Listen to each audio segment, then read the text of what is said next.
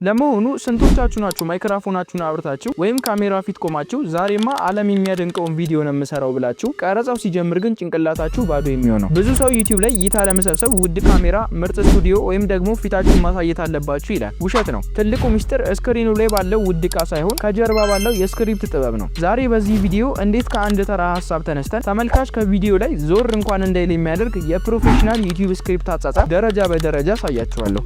ቆይ ዛሬ ማንም ያልሰጣችሁ ለእናንተ በጣም ጠቃሚ የሆነ ስጦታ በቪዲዮ መሃል እሰጣችኋለሁ፣ እንዳያመልጣችሁ። ለመጀመሪያ ያህል ዩቲዩብ ላይ ትልቁ ጠላት ማን ነው ካላችሁኝ ያ የተለመደው ረጅም ሰላምታ ነው። አንዳንዶቻችን ቪዲዮ ስንጀምር የማያስፈልግ የ2 ደቂቃ ወሬ እንቀባጥራለን። እስኪ አስቡት፣ ዩቲዩብ ላይ ስክሮል ያደረጋችሁ ከዛ አንድ ቪዲዮ ለማየት መርጣችሁ ስትገቡ ሰላም እንኳን ወደ ቻናሌ በደህና መጣችሁ። ስሜ ዘበርጋ ተጫነ ይባላል። የምኖረው ጅቡቲ ቀበሌ 12 አትዬ ፋጡማ ግቢ ነው። ካላስቸገርኳችሁ ሰብስክራይብ አድርጉኝና ወደ ቪዲዮ እንግባ ሲላችሁ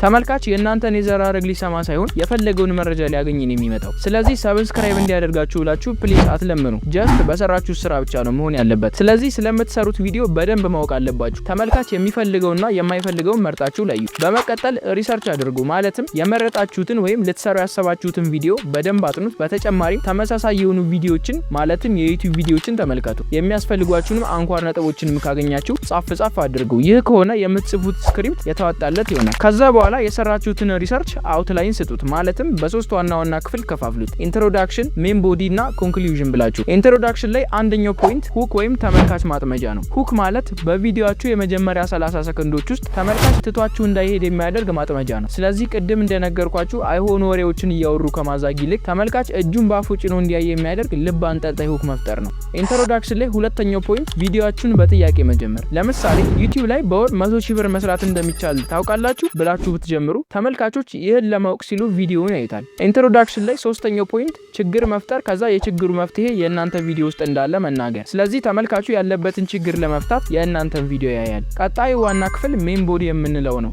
ሜን ቦዲ ማለት እንግዲህ ልንናገር ያሰብነውን ሐሳብ ፏ አድርገን ለተመልካች በደንብ የምናስረዳበት የቪዲዮአችን ትልቁ ክፍል ነው። ብዙ ዩቲዩበሮች መግቢያውን በጥሩ ሁክ ቢያስጀምሩ እዚህ ዋናው ክፍል ላይ ግን ሰውን ያጣሉ። ለምን መሰላችሁ? መረጃውን የሚያቀርቡበት መንገድ ልክ እንደ አሰልቺ የዜና አቀራረብ ስለሚሆን ነው። እዚህ ክፍል ላይ ተመልካች ሰልችቶት እንዳይወጣና እስከ መጨረሻው እንዲያይ ስክሪፕቱን በምናወጣበት ጊዜ በጥናት ያገኘነውን ሰፊ መረጃ በአንድ ጊዜ አውርደን ማጨናነቅ የለብንም። ይልቁንም ተመልካቹ በቅደም ተከተል መከታተል እንዲችል መረጃውን ደረጃ በደረጃ እያደረግን ማስቀመጥ አለብን። ስክሪፕት በምጽፉበት ሰዓት የቪዲዮአችሁ ኤዲት ምን መሆን እንዳለበት እያሰባችሁ ጻፉ። በዛውም የተምኔላችሁን ዲዛይን በደንብ አስቡበት። ኦኬ፣ ዋናውን ክፍል ወይም ሜን ቦዲ በዚህ መልኩ ካዋቀርን በኋላ ቀጥታ ወደ መጨረሻው ክፍል እንሻገራለን። ይህ የመጨረሻው ክፍል ኮንክሉዥን እና ኮል ቱ አክሽን የምንለው ሲሆን ቪዲዮን በቃላት ብቻ ዘግተን የምንወጣበት ሳይሆን ተመልካቹ ቀጥሎ ምን ማድረግ እንዳለበት የምንመራበት ወሳኙ ክፍል ነው። እዚህ ክፍል ላይ በቪዲዮ ውስጥ ያወራናቸውን ዋና ነጥቦች በአጭሩ ጠቅለል አድርገን ካስታወስን በኋላ ተመልካቹ ይዘቱን ወደደውም አልወደደውም ዝም ብሎ ሰብስክራይብ እንዲያደርግ ከመለመን ይልቅ በቪዲዮ ውስጥ የሰጠነውን ጥቅም መነሻ በማድረግ ይህ ቪዲዮ ለቀጣይ ስራቸው ጠቃሚ ሆኖ ካገኙት ቻናሉን ሰብስክራይብ በማድረግ ቤተሰብ እንዲሆኑ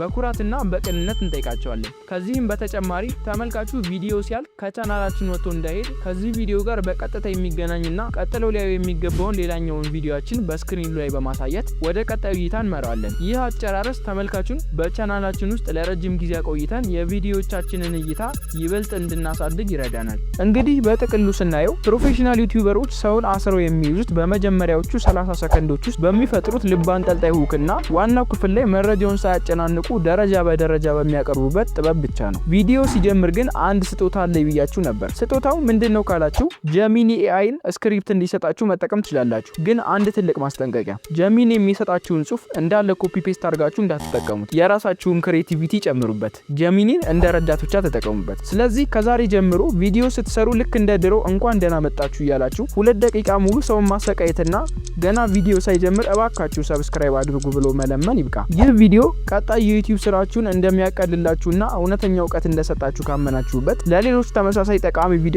አሁኑኑ ቻናሉን ሰብስክራይብ አድርጉ። በቀጣይ ቪዲዮ እስከምንገናኝ ቻው።